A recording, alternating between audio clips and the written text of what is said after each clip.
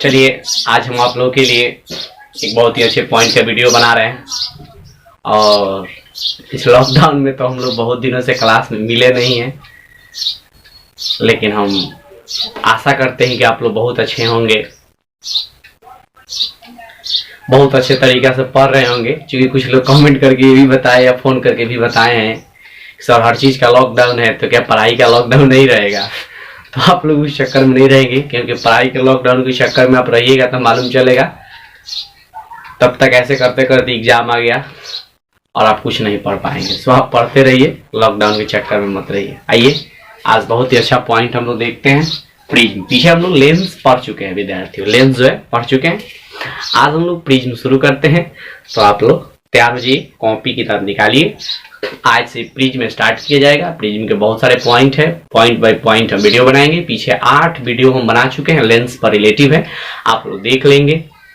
कुछ न्यूमेरिकल प्रश्न यानी आंकिक प्रश्न का भी, न्यूमेरिकल क्वेश्चन का भी हम वीडियो डालें, आप लोग उसको भी देखिएगा। सो चलिए सारी बातों को मद्देनजर रखते हुए स्टार्ट करते हैं हम लोग आज का अपना पॉइंट। हेडिंग डालिए, लगाइए, निकालिए कॉपी किताब, हेडिंग लगाइए प्रिज्म। देखिए बहुत ही अच्छा, बहुत ही बेटर पॉइंट है प्रिज्म।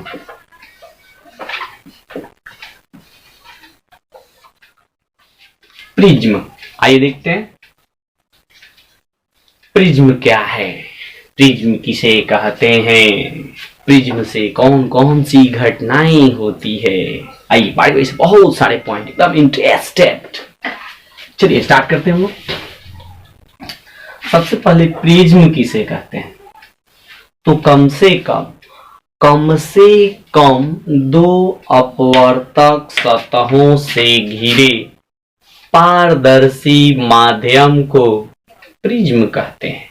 कम से कम 2 होना चाहिए, अधिकतम कितनों से मतलब कम से कम 2, कम से कम 2 अपवर्तक सतहों से घिरे पारदर्शी माध्यम को, और वो भी समांगी पारदर्शी माध्यम को प्रिज्म कहते हैं।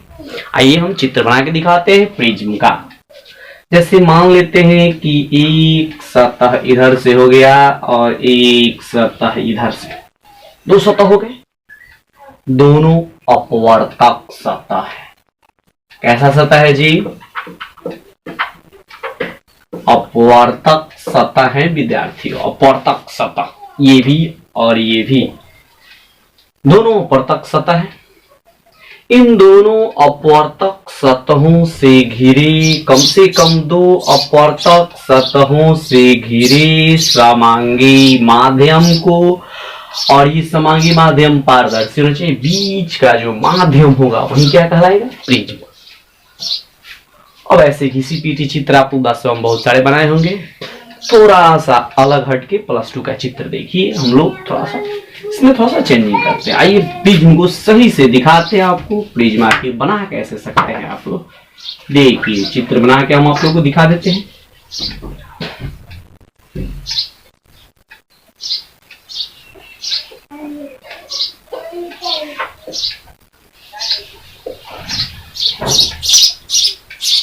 ध्यान दीजिएगा, ध्यान आपका यहाँ रहना चाहिए।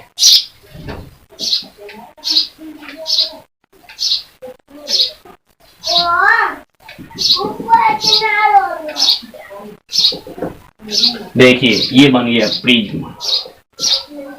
2 अपवर्तक सतह है, एक इधर से है और एक इधर से, ऐसे 2 अपवर्तक सतह, नीचे वाला आधार है। कम से कम 2 अपवर्तक सतहों से घिरे पारदर्शी माध्यम को प्रिज्म कहते हैं। अब आइए आगे देखते हैं कि इसमें कौन क्या है विद्यार्थी। अपवर्तक सतह एक इधर से ऐसे है और एक इधर से ऐसे, 2 अपवर्तक। ये भी जो हम लोग देख रहे हैं ना, ये भी अपवर्तक सतह है, अपवर्तक सतह। चलिए इन अपवर्तक सतहों के बीच जो कोण बनता है, ये जो एंगल क्रिएट होता है दोनों सतहों के, ऐसे अपवर्तक सतहों के बीच जो कोण बन रहा है, देखिए देखिए ध्यान दीजिए, जो कोण बनता है इस कोण को हम लोग प्रिज्म कोण या अपवर्तन कोण भी कहते हैं। प्रिज्म कोण या अपवर्तन कोण के भी नाम से इसे जानते हैं। जिसे ए से सूचित किया जाता है। और जानते हैं विद्यार्थियों, इस प्रिज्म के अप्रिज्म कोण के जो सामने वाले भुज जो नीचे हैं, नीचे जो सरफेस है, इसको हम लोग कहते हैं आधार। क्या कहते हैं जी? आधार। ये आधार है। सरफेस, नीचे वाला जो सरफेस होता है जिस पर ऐसे बने होते हैं दोनों तरफ से नीचे, ये आधार है। अब आइए, ये तो बात जान ली, कम से कम दो अपवर्तक सतहों से घिरी जो पारदर्शी माध्यम होते हैं उसे प्रिज्म कहते हैं। लेकिन कुछ और भी स्थिति होता है इसमें, और वो स्थिति जानिए, वो बातें क्या है। तो नंबर 1 पॉइंट, पहले इस चित्र में देखिएगा। ऐसे हम लोग बहुत पहले से जानते होंगे कि इस पर प्रकाश की किरणें आपतित होगी, इसमें इसका अपवर्तन होगा, यहां से ये निर्गत हो जाएगी, निकल जाएगी बाहर। ये है आपतित किरण और ये है निर्गत किरण जो बाहर की ओर निकल रही है।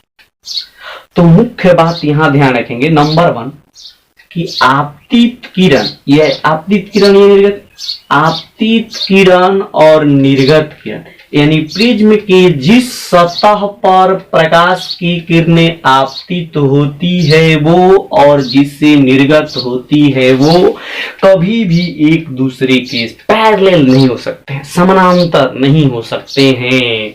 ये जब भी होंगे तब इनके बीच कुछ ना कुछ एंगल होगा, चाहे वो 90 डिग्री के एंगल पे हो, चाहे 60 डिग्री के, कितना भी एंगल पे हो, लेकिन दोनों एक दूसरे के पैरेलल नहीं हो सकते। हाँ, वो एक ही हो सकते हैं, जैसे इसी से आ रही है प्रकाश की किरणें, इसी से निकल जा, जिससे आपतित हो रही जिस सतह से उसी से निर्गत भी हो सकती है, लेकिन दोनों सरफेस एक दूसरे के पैरेलल कभी नहीं हो सकते हैं। आइए देखते हैं वो कैसे। कुछ चित्र बना के हम आप लोगों को दिखाते हैं कैसे एक दूसरे के पैरेलल नहीं हो सकते हैं। आइए, सपोज दैट मान लेते हैं कि यह एक प्रिज्म है। अब आप सोचिएगा कि आप बना रहे हैं आयत, कह रहे हैं प्रिज्म है। प्रिज्म का कोई निश्चित आकार नहीं होता है, आयत के आकार के, वृत्त के आकार के, त्रिभुज जैसे भी बना, जैसे अब तक तो हम लोग ऐसे ही त्रिभुज के आकार के ही पढ़े हुए थे, तो आप लोग से एक्सप्रेशन पढ़ जाइए कि आयत बना रहे हैं, तो ऐसा कोई बात नहीं, ऐसे भी हो सकता है। अब आइए विद्यार्थियों, ध्यान दीजिएगा इस बात पर, आप लोग पहले दिमाग लगाइए, जैसे इस पर ये प्रकाश की किरणें आपतित हो रही है, ये कहां से निर्गत होगी? बताइए कहां से निर्गत होगी? दिमाग लगा, दिमाग लगा नहीं तो देखो।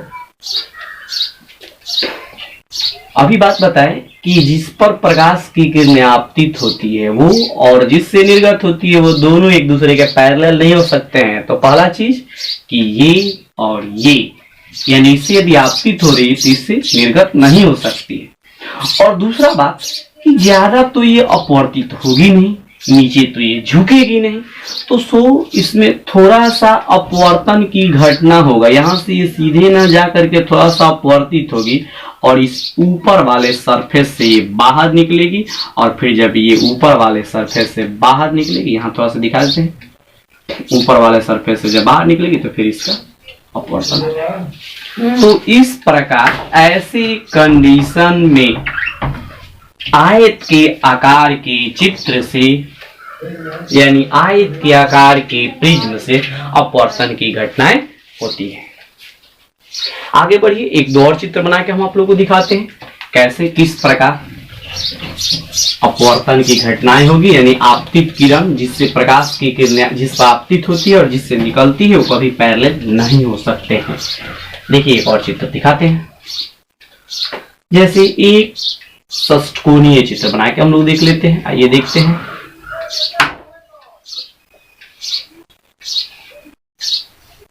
चित्र ऐसे, या सपोज मान लेते हैं कि इस आकार का कोई प्रिज्म है। अब इस सतह पर एक प्रकाश की किरण आपतित हो रही, तो ये अपवर्तित होगी और यहां से बाहर निकल जाएगी। अब इन दोनों सरफेस को आप देखिए, क्या ये पैरेलल है? नहीं, ये एक दूसरे के पैरेलल नहीं हो सकते हैं।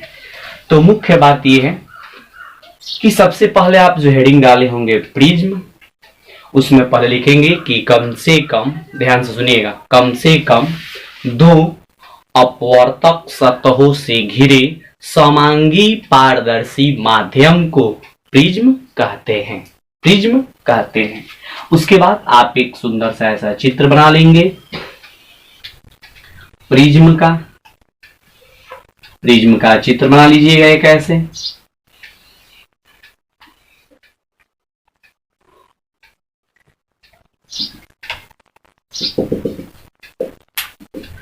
एक ऐसे प्रिज्म का चित्र बनाइएगा। इन दोनों सतहों का नाम रख लीजिएगा अपवर्तक सतह, इधर भी है विद्यार्थियों, ये भी है अपवर्तक सतह।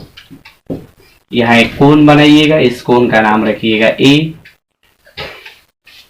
चित्र के नीचे लिखिएगा कि अपवर्तक सतहों के बीच को प्रिज्म कोण या अपवर्तन कोण कहते हैं।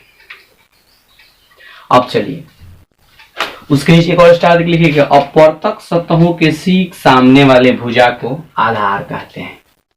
ओके, और उसके बाद नोट में लिखेंगे कि नोट में ये पॉइंट आप लोग नोट कीजिएगा कि प्रिज्म की जिस सतह पर प्रकाश की किरण आपतित होती है तथा जिससे निर्गत होती है, दोनों एक दूसरे के समानांतर नहीं होते हैं। नोट में इसको लिखिएगा, दोनों एक दूसरे के समानांतर नहीं होते हैं।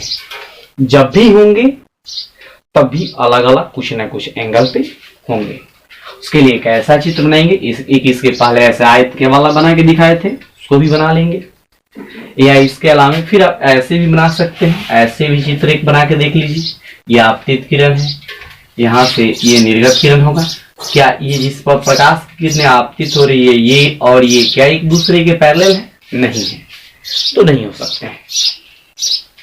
बहुत सारे चित्र हैं इसमें, आप लोग ड्रॉ कर लेंगे। उसके बाद नेक्स्ट पॉइंट ध्यान में रखेंगे, अगला बातें हम आप लोग बताते हैं कि प्रिज्म द्वारा किस प्रकार किसी वस्तु के प्रतिबिंब को अलग अलग एंगल पर टर्न किया जाता है, यानी मोड़ा जाता है।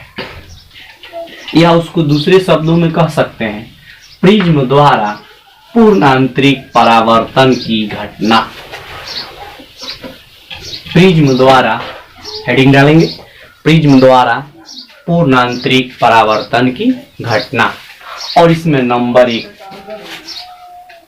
पहला पॉइंट नंबर 1 में लिखिएगा, जब किसी वस्तु का प्रतिबिंब 90 डिग्री पर मोड़ना हो। पहला स्थिति है नंबर 1, जब किसी वस्तु का प्रतिबिंब 90 डिग्री पर मोड़ना हो। इसके लिए हम लोग चित्र कैसा ड्रॉ करेंगे, तो एक प्रिज्म बनाएंगे, जो प्रिज्म समकोणिक हो। एक इसका एंगल 90 डिग्री, इसका 45 डिग्री, इसका भी 45 डिग्री। चलिए यहाँ एक वस्तु रखते हैं, ये वस्तु का सर, ये पैर मान लीजिए। अब यहां से एक प्रकाश की किरण इस पे आपतित होगी, एक इस पर पड़ेगी ऐसे सीधे, और यहां से ये दोनों टर्न हो जाएगा। ये इमेज बन गया। ये वस्तु का नाम यदि हम लोग रख दें ए बी, तो ये इमेज हो गया ए डैश बी डैश। अब वस्तु और प्रतिबिंब दोनों का हम लोग तुलना करेंगे, तो देख लीजिए, जैसे एक ये है, एक ऐसे ऐसे, दोनों के बीच कितने डिग्री कोण बना भाई? 90 डिग्री। तो इस प्रकार पूर्णांतरिक परावर्तन होगा। किससे? तो आपके प्रिज्म से, और पूर्णांतरिक परावर्तन के कारण इस प्रकार किसी वस्तु का इमेज जो है 90 डिग्री के एंगल पर मोड़ा जा सकता है। अब आइएगा एक दूसरा स्थिति, किसी वस्तु का इमेज 180 डिग्री पर मोड़ना हो, तो कैसे मोड़ के दिखाएंगे? आइए देखते हैं। 180 डिग्री पे मोड़ना हो, तो अब वस्तु के लिए प्रिज्म इस प्रकार व्यवस्थित करेंगे।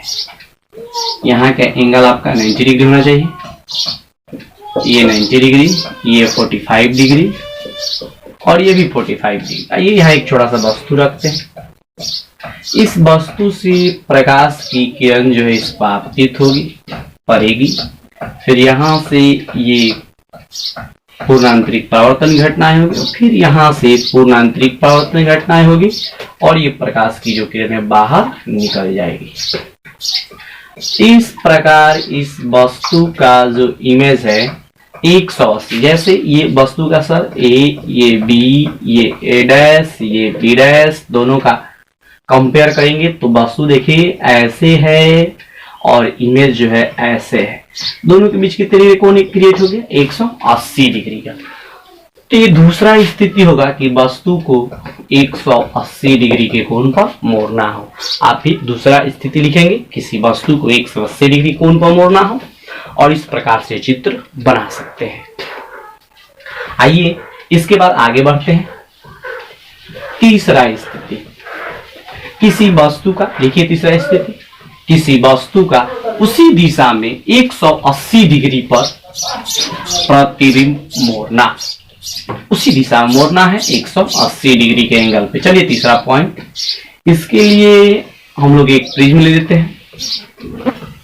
यह एक प्रिज्म है, इसके सामने रखते हैं एक वस्तु को, यहां से प्रकाश की किरणें सतह पर आपतित हो रही है, यहां से इस पर परावर्तित होगी और फिर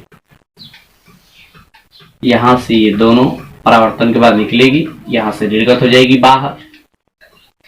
अब उस वस्तु का इमेज जो है इस प्रकार, जैसे वस्तु ए बी, प्रतिबिंब हो गया ए डैश बी डैश। आप देखेंगे इस वस्तु का इमेज जो है प्रतिबिंब जो है डायरेक्ट 180 डिग्री पे मुड़ा, लेकिन उसी दिशा में एक ही सरफेस का बात करें, एक ही सरफेस में है। तो इस प्रकार प्रिज्म द्वारा पूर्णांतरिक परावर्तन की घटनाएं होती है। इसके बाद अगला पॉइंट हम लोग पढ़ेंगे, प्रिज्म से श्वेत प्रकाश को किस प्रकार अलग अलग रंगों में विभाजित किया था, जिसको वर्ण विक्षेपण कहते हैं, प्रकाश का वर्ण विक्षेपण। तो पहले आप इसको नोट कीजिए, फिर वर्ण विक्षेपण।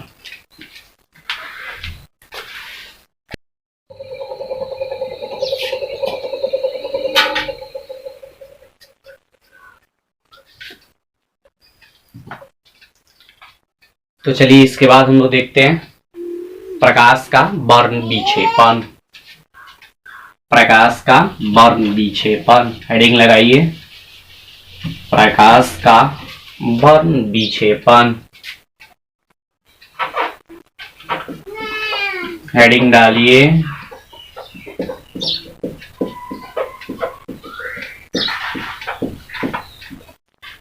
प्रकाश का वर्ण विक्षेपण, dispersion of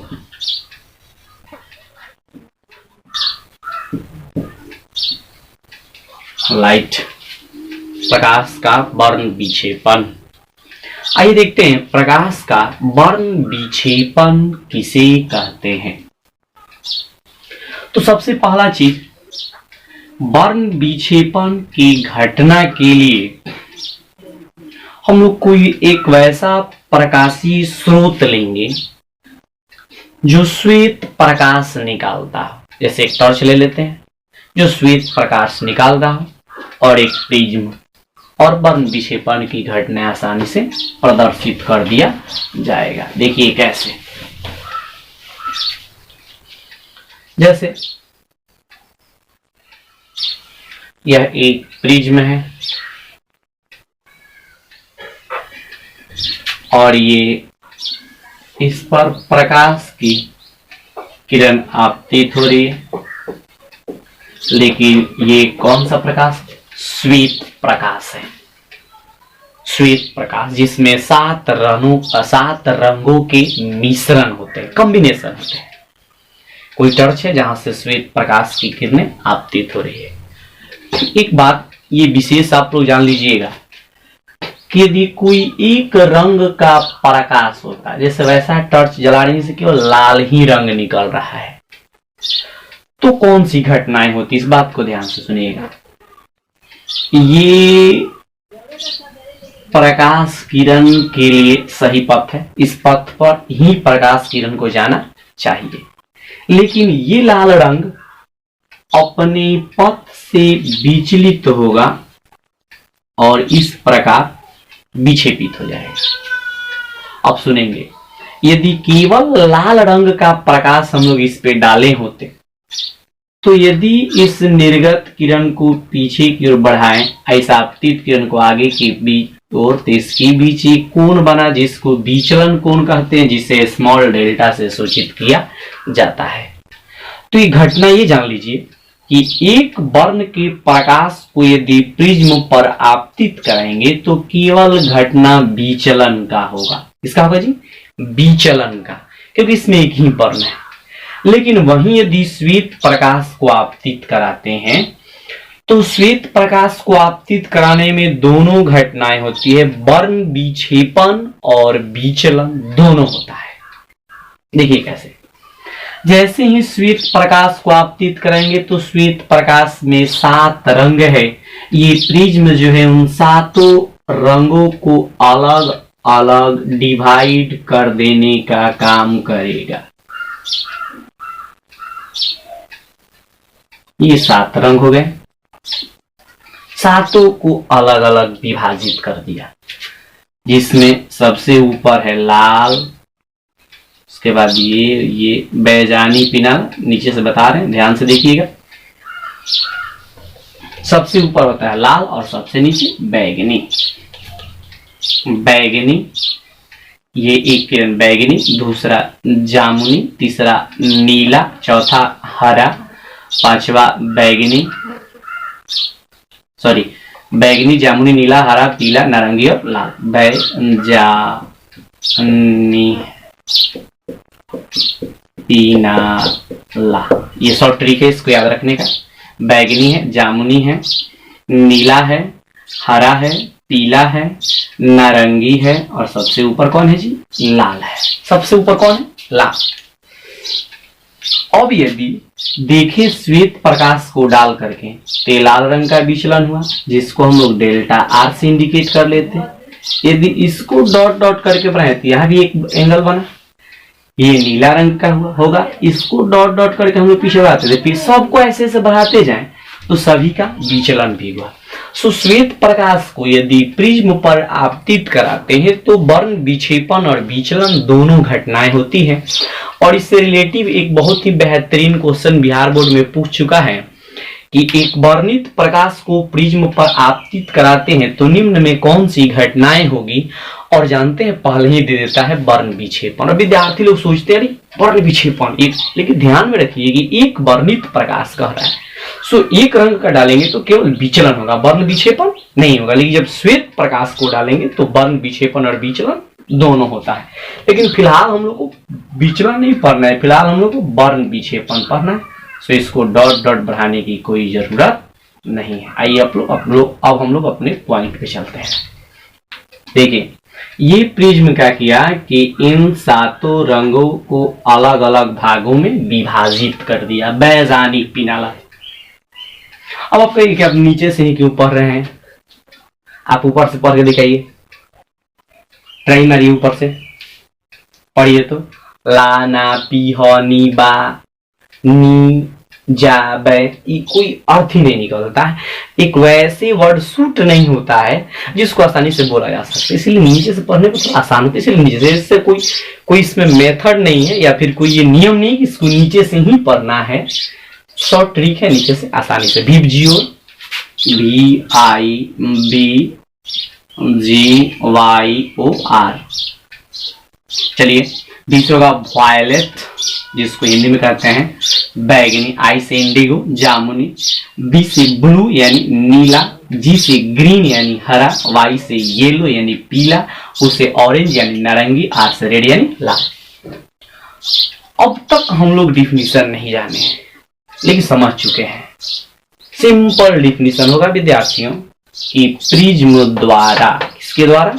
प्रिज्म द्वारा श्वेत प्रकाश को 7 अवयवी वर्णों में, अलग अलग रंगों में विभाजित कर देने, बांट देने, विभक्त कर देने की प्रक्रिया को प्रकाश का वर्ण विक्षेपण कहते हैं। फिर से सुनिएगा, हेडिंग तो डाल दिए, लिख लेंगे कि प्रिज्म द्वारा श्वेत प्रकाश को 7 अव्ययी वर्णों में विभाजित कर देने की प्रक्रिया को प्रकाश का वर्ण विक्षेपण कहते हैं। ठीक है, और चित्र बना लेंगे। चित्र के नीचे आप लोग लिखेंगे कि वर्ण विक्षेपण की जो घटनाएं होती है वो प्रिज्म द्वारा उत्पन्न होती है। प्रिज्म द्वारा वर्ण विक्षेपण की घटनाएं होती है। और दूसरा बात कि ये 7 रंग जो है प्रिज्म अपने पास से नहीं देता है, श्वेत प्रकाश में मौजूद होते हैं, जिसको इस 7 रंगों में बांट देने का काम करता है। इस 7 रंगों के रंगीन पट्टी को वर्णपट कहते हैं, जिसको बैजानी, पिनाला या फिर विबजियोर के भी नाम से जाना जाता है। इसमें विशेष ध्यान रखेंगे कि सबसे कम विचलन लाल का और सबसे अधिक विचलन बैगनी का होता है। यही कारण है कि लाल का जो तरंग धैर्य अधिक होता है और बैगनी का तरंग धैर्य कम होता है। बैगनी का तरंग धैर्य कम होगा, लाल का तरंग धैर्य अधिक होता है। इसीलिए किसी भी सिग्नल पर रेड कलर यूज करते हैं। तो बहुत सारे प्रोसेस होते हैं इसके लिए। चलिए आइए थोड़ा सा पहले हम लोग वर्ण विक्षेपण पे। तो सिंपल डिफिनेशन लिखेंगे कि प्रिज्म द्वारा श्वेत प्रकाश को 7 अव्ययी वर्णों में बांट देने घटना को प्रकाश का वर्ण विक्षेपण कहते हैं। एक ऐसा चित्र बना लेंगे और चित्र के नीचे 2-3 पॉइंट नोट में लिखेंगे। पहला नोट लिखेंगे कि 7 रंग प्रिज्म द्वारा प्राप्त नहीं होते हैं, बल्कि ये श्वेत प्रकाश में मौजूद होते हैं। दूसरा नोट लिखेंगे कि 7 रंगों के रंगीन पट्टी को वर्णपट कहते हैं, जो बैजानी, पिनाला या विबजियोर के नाम से जाना जाता है। बहुत सारे इसमें प्रोसेस है, तो बस इसको नोट कीजिए और आज के इस वीडियो में दीजिए इजाजत। इतना ही।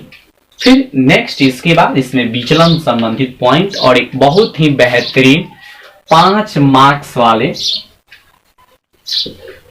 मार्क्स वाले पॉइंट जो है उसको पढ़ाएंगे। प्रिज्म द्वारा अपवर्तन या प्रिज्म से विचलन, जिसको कई बार बिहार बोर्ड में पूछा है। नेक्स्ट जस्ट इसके बाद यानी प्रिज्म का जो दूसरा पार्ट आएगा वो वही होगा। आज के वीडियो में बस इतना ही। दीजिए इजाजत। थैंक यू, धन्यवाद।